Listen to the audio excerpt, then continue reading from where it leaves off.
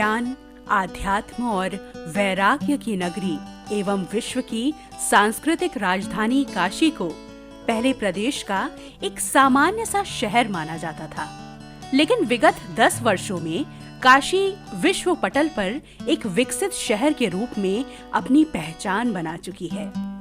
विगत वर्ष वाराणसी को उत्तरी क्षेत्र में सर्वश्रेष्ठ स्मार्ट सिटी का पुरस्कार भी मिल चुका है। जिस गति से बनारस में विकास कार्य चल रहा है, बहुत जल्द वाराणसी पूरे देश में प्रथम पायदान पर पहुंच सकता है। रोपवे, इस देश में रोपवे हमेशा ऊपर पहाड़ों पे और ऐसे धार्मिक स्थानों पे दर्शन के लिए बनते हैं, लेकिन व्यावसायिक रूप से और ट्रांसपोर्टेशन के लिए, आवागमन की सुविधा के लिए हिंदुस्तान का पहला शहर है काशी, जहाँ की रोपवे का निर्माण कैंट स्टेशन से लेके वाया सिगरा होते हुए, रथ यात्रा होते हुए वो दशाश्वमेध गोदौलिया तक ले जाकर उसका आखिरी स्टेशन बनेगा। जो नए गांव वाराणसी में जुड़े हैं, नए क्षेत्र में नगर निगम में जुड़े हैं, उनकी वृहद प्लानिंग ड्रिंकिंग वाटर के लिए, सीवरेज के लिए लगभग पूरी हो चुकी है। अमृत योजना से लगभग 4000 करोड़ के काम चालू होने जा रहे हैं, जो इन सारे गांव को बेनिफिट देंगे, जो हाल ही में वाराणसी नगर निगम में ऐड हुए हैं। विगत 10 सालों में वाराणसी ने तरक्की के नए आयाम स्थापित किए। विश्व स्तरीय सड़कों से लेकर एक्सप्रेस वे तक, भूमिगत केबल बिछाने से लेकर अपशिष्ट उपचार संयंत्र तथा एक सांस्कृतिक सम्मेलन केंद्र से लेकर आधुनिक यातायात तक, मल्टी मॉडल टर्मिनल से लेकर पेरिशेबल के लिए कंटेनर डिपो तक, वाराणसी में बुनियादी ढांचे के विकास में ऐतिहासिक क्रांति देखी गई है। ये वाराणसी खाली एक शहर नहीं रहा, एक ग्रोथ हब के रूप में आसपास के जिलों को समेटते हुए एक इकोनॉमिक एक्टिविटी का केंद्र बनने जा रहा है, और उसके कुछ कारण भी हैं। आने वाले समय में तो ये जनगण मन पे प्रभाव डालेगा ही डालेगा, परंतु विगत काफ़ी वर्षों से ये ऑलरेडी अपना प्रभाव डाल चुका है। इंफ्रास्ट्रक्चर की बात करें तो वाराणसी की शुरुआत इंफ्रास्ट्रक्चर को डेवलप करने से ही हुई थी, और उसी के कारण बाकी एक्टिविटी यहाँ पे डेवलप होनी शुरू हुई हैं। वाराणसी आने वाला कोई भी पर्यटक घाटों के अभूतपूर्व परिवर्तन को देख सकता है। घाटों की स्वच्छता, सफाई, रोशनी, साफ सुथरी सड़कें, दीवारों पर चित्रकारी देखकर लगता है कि काशी अपनी विरासत को सहेजते हुए आधुनिकता की ओर बढ़ रही है। बनारस बहुत ही अच्छा लगा। 10 सालों में बनारस ने चतुर्मुखी बहुत ज़्यादा विकास किया है, और जो पहले था बनारस, अभी बनारस में जमीन आसमान का अंतर आ गया है। नहीं, विकास तो दिख रहा है, रोड्स बहुत अच्छी हो गई है, कनेक्टिविटी बढ़ गई है और डेवलपमेंट दिख रहा है। बहुत ज़्यादा डेवलपमेंट हुआ है अभी बनारस में ही। मुझे बहुत बचपन में आई थी, लेकिन तब से अब तक में बहुत अंतर है। हाँ, काशी विश्वनाथ देखा, बहुत ही अच्छी सुविधा बनाई है। पहले के मुकाबले तो अभी बिल्कुल आसान दर्शन हो जाते हैं। So 5th time in Varanasi. Yes, and for this time we just want to check and to be curious how things developed after this hard pandemic situation, and we are very happy to be here. It's got a lovely feel about it, this place, and even though it's a lot more busy than last time I was here, a little bit more touristy, it's still got a lovely feeling about the place and good energy, and the people who we've spoken to, they're so friendly, and yeah, it's just been lovely to be here. 80 से लेकर आदिकेशव घाट तक को LED light से सुसज्जित किया गया है। सायंकाल जब घाटों पर गंगा आरती होती है तो रंग बिरंगे LED की रोशनी घाटों की सुंदरता में 4 चांद लगा देती है। काशी का चतुर्दिक विकास हो रहा है। मंदिरों के सुंदरीकरण के साथ साथ पंचकोशी परिक्रमा मार्ग का विकास भी किया जा रहा है। आज माननीय प्रधानमंत्री जी जब काशी के सांसद बने तो लगभग 26,000 करोड़ रुपए से काशी का और आसपास के जिले का विकास किया गया। चारों तरफ सड़कें चौड़ी हो रही है, नेटवर्क बन रहा है हमारे पास, 6 लेन 4 लेन बन रहे हैं। बनारस से गाजीपुर, गोरखपुर, बनारस से प्रयागराज 6 लेन, सारे लखनऊ 4 लेन, सारे तरफ सड़कों ज़्यादा बना। उससे क्या हुआ कि पूरे पूर्वांचल का विकास हुआ है। कहा जाता है कि उद्योग वहीं लगते हैं जहां पर अच्छा आवागमन हो, जहां गाड़ियां पहुंच सके। शहर में ट्रैफिक व्यवस्था में सुधार के लिए चौराहे पर ट्रैफिक सिग्नल लाइट लगाए गए हैं। जिससे शहर के यातायात व्यवस्था में जबरदस्त सुधार हुआ है। लोगों को जाम से राहत मिल गई है। रिंग रोड के चालू हो जाने के बाद अन्य जिलों से आने जाने वाले लोगों की आवाजाही सुगम हुई है। वाराणसी के कोई भी आसपास के शहर हों या बड़े महानगर हों, उनकी कनेक्टिविटी के लिए सारी रोड्स 4 लेन या 6 लेन हो चुकी हैं।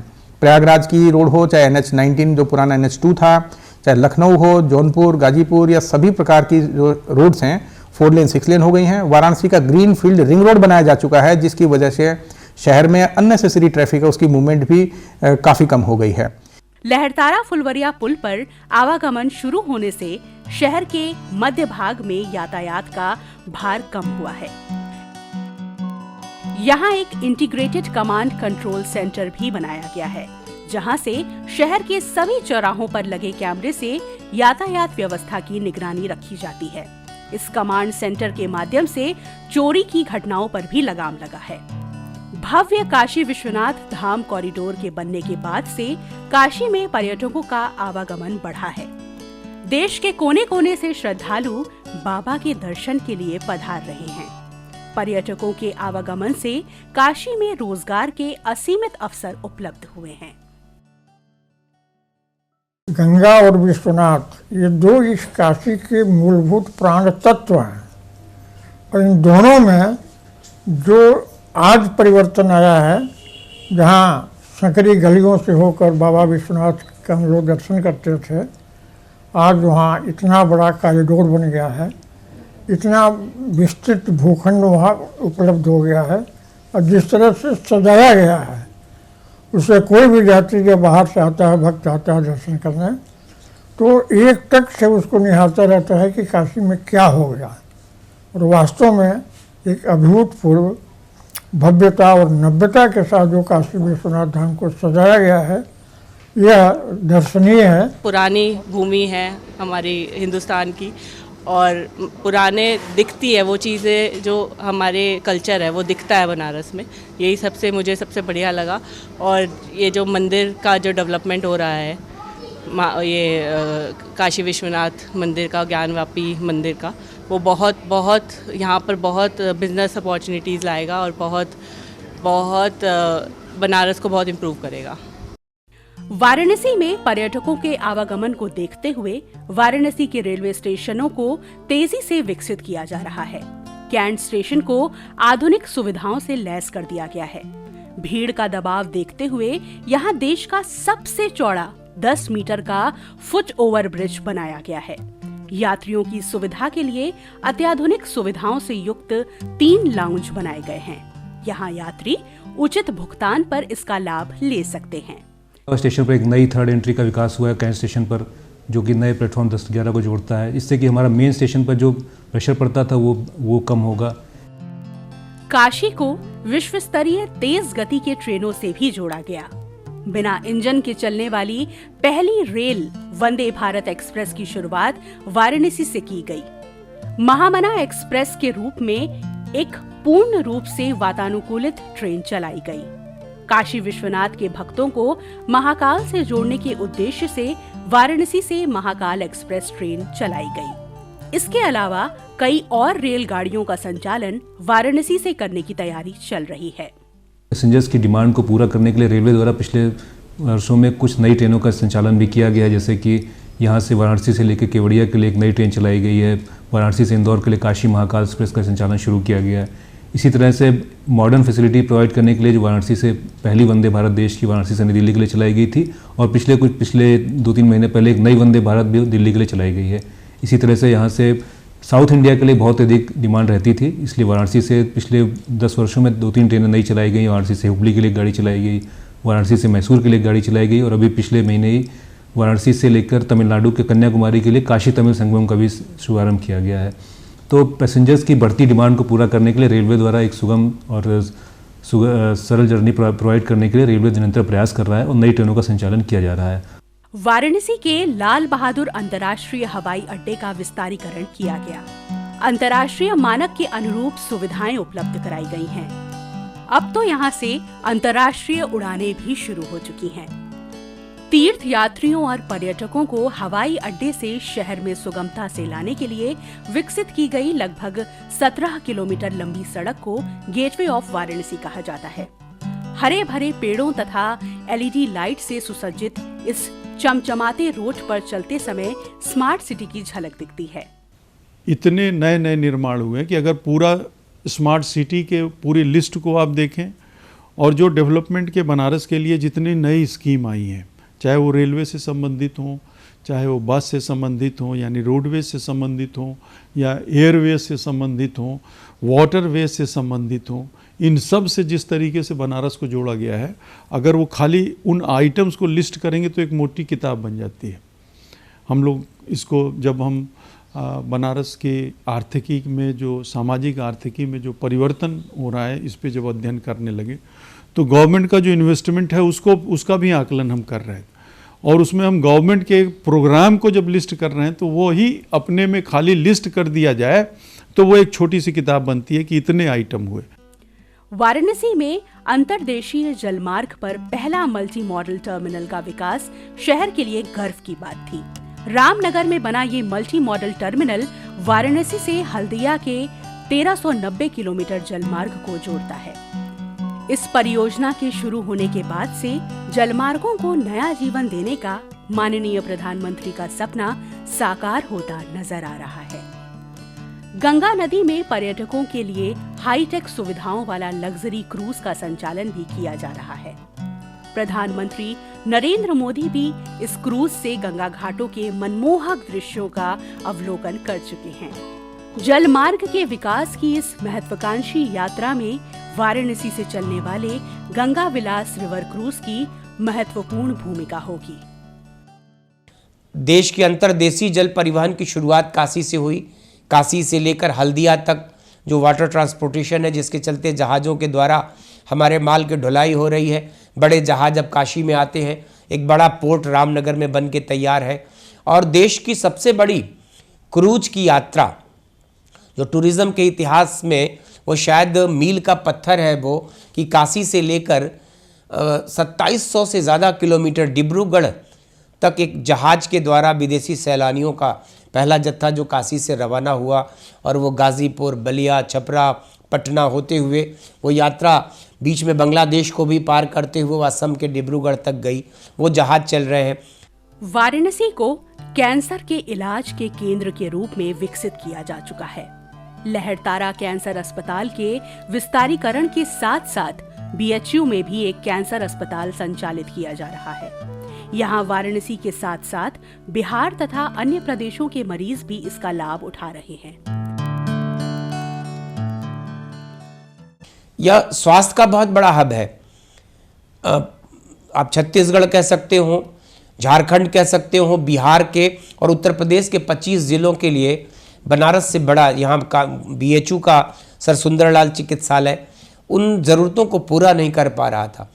326 बेड का ट्रामा, उस देश का सबसे बड़ा ट्रामा सेंटर बना। 400 बेड का कैंसर का हॉस्पिटल महामना कैंसर रिसर्च इंस्टीट्यूट बना। कैंसर अस्पताल के अलावा जिले के अन्य अस्पतालों में भी चिकित्सा सुविधा का विस्तार किया जा रहा है। काशी नगरी में 186 करोड़ की लागत से रुद्राक्ष कन्वेंशन सेंटर तैयार किया गया है। ये भारत और जापान के बीच दोस्ती का प्रतीक है। खास तौर पर संगीत तीर्थ के लिए बना ये कन्वेंशन सेंटर अपने ढंग का अलग और जापानी तकनीकी व वास्तुकला का नायाब नमूना है। सेंटर का ऊपरी हिस्सा शिवलिंग के अर्धे और उस पर भोलेनाथ को प्रिय पंचमुखी रुद्राक्ष की तरह दिखता है। एलईडी लाइटों से इसकी चमक देखते ही बनती है। रुद्राक्ष के निर्माण में ईंट से लेकर अन्य सामग्री अलग अलग तरह की है। तमाम सामान दूसरे देशों से भी मंगवाए गए हैं। प्रधानमंत्री नरेंद्र मोदी ने वाराणसी और उसके आसपास के बुनकरों, कारीगरों के लाभ के लिए व्यापार सुविधा केंद्र और शिल्प संग्रहालय के रूप में दीनदयाल हस्तकला संकुल का निर्माण करवाया। ये कारीगरों और बुनकरों को अंतर्राष्ट्रीय स्तर पर अपने उत्पादों को प्रदर्शित करने में मदद करता है।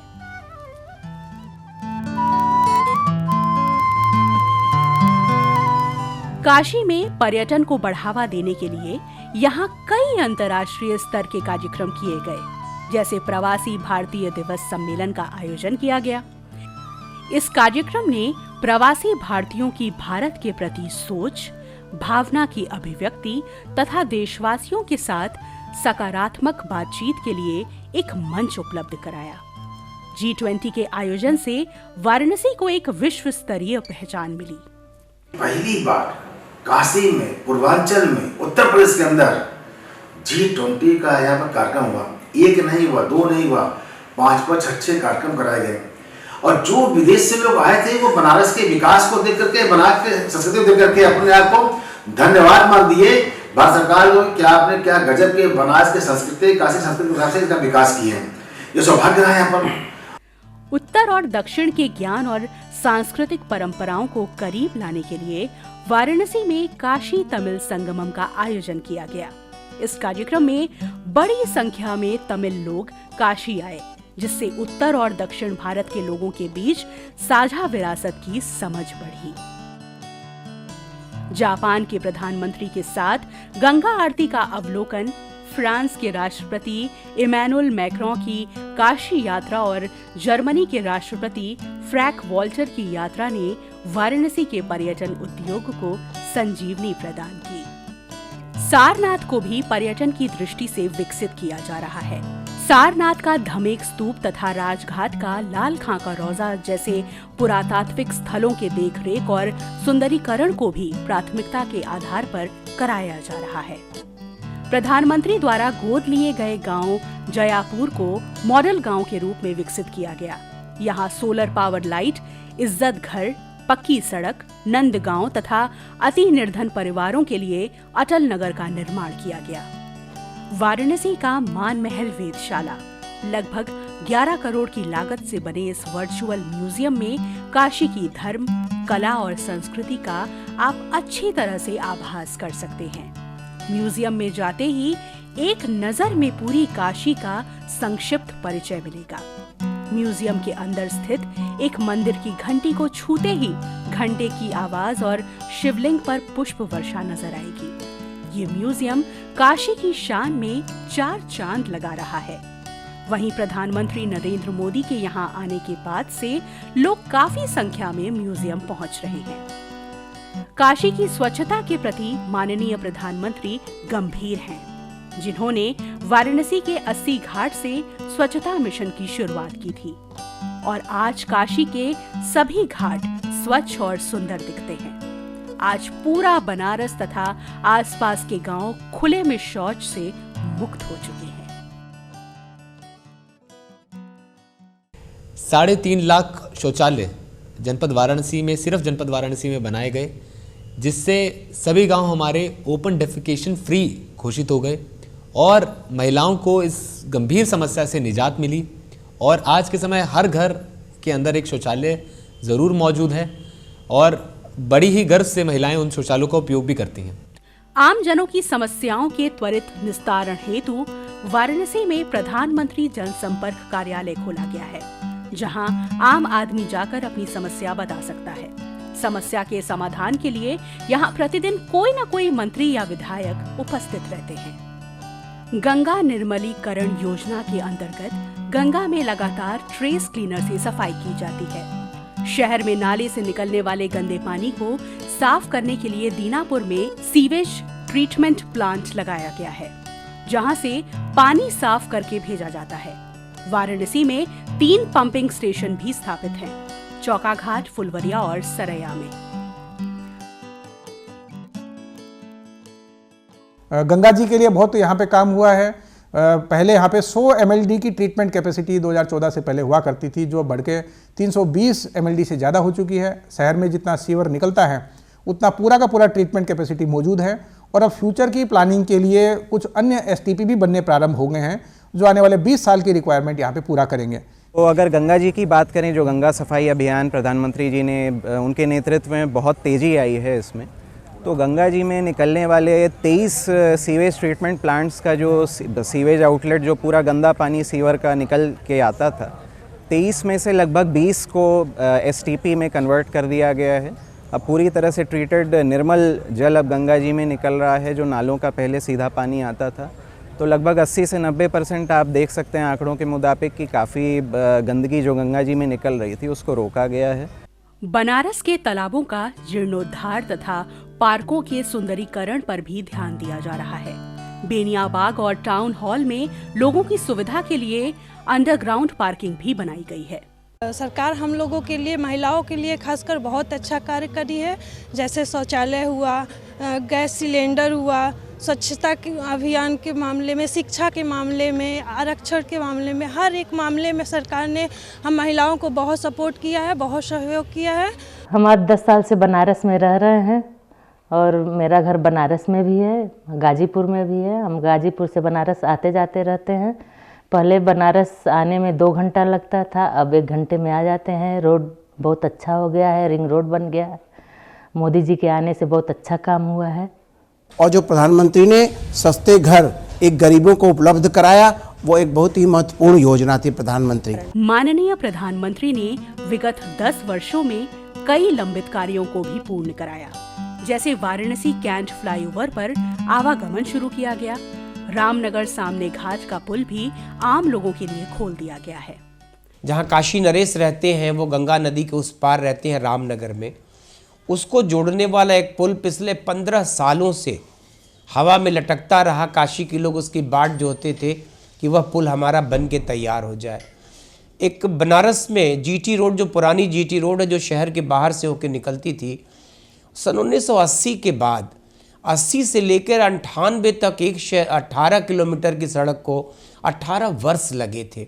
माननीय नरेंद्र मोदी जी के काशी आने के बाद, सांसद चुने जाने और देश का प्रधानमंत्री बनने के बाद एयरपोर्ट को जोड़ने वाली सड़क 18 किलोमीटर से ज़्यादा की सड़क है। 2.5 वर्ष में एक टाइम बाउंड तरीके से शानदार सड़क बन के तैयार है। 2 बड़े बड़े फ्लाईओवर्स बने हैं। केंद्र और प्रदेश सरकार द्वारा महिला सशक्तिकरण पर भी व्यापक स्तर पर काम हुआ है। प्रेरणा कैफे के माध्यम से स्वयं सहायता समूह की 20,000 से ज्यादा महिलाएं लखपति दीदी बन चुकी हैं। इसके साथ ही मिशन शक्ति योजना भी चल रही है। प्रधानमंत्री का बेटी बचाओ बेटी पढ़ाओ अभियान भी सुचारू रूप से पूरे देश में संचालित हो रहा है। आज बेटियां पढ़ भी रही हैं, बच भी रही हैं और साथ ही रोजगार पा रही हैं। वही बेटियां जो 10 साल पहले छोटी थीं, आज युवा बन के देश को संभाल रही हैं। प्रधानमंत्री जी की सोची हुई चीज़ थी कि ये 10 साल में क्या परिवर्तन आएगा और किस तरीके से आएगा।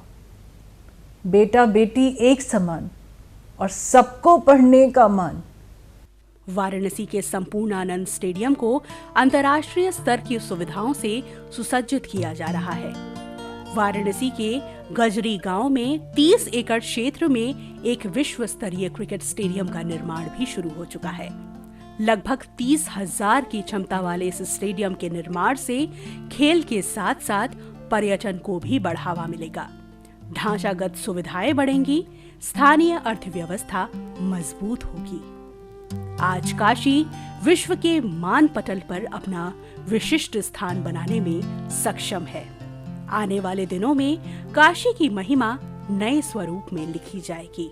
जब हम जन गण मन की बात करते हैं तो हर जन उसमें शामिल है, हर गण का नागरिक उसमें शामिल है और हर मन और हर व्यक्ति की इच्छा शक्ति उसमें शामिल है। वाराणसी की जनता ने प्रधानमंत्री के साथ कंधे से कंधा मिलाकर वाराणसी को विकसित करने में अपना योगदान दिया है।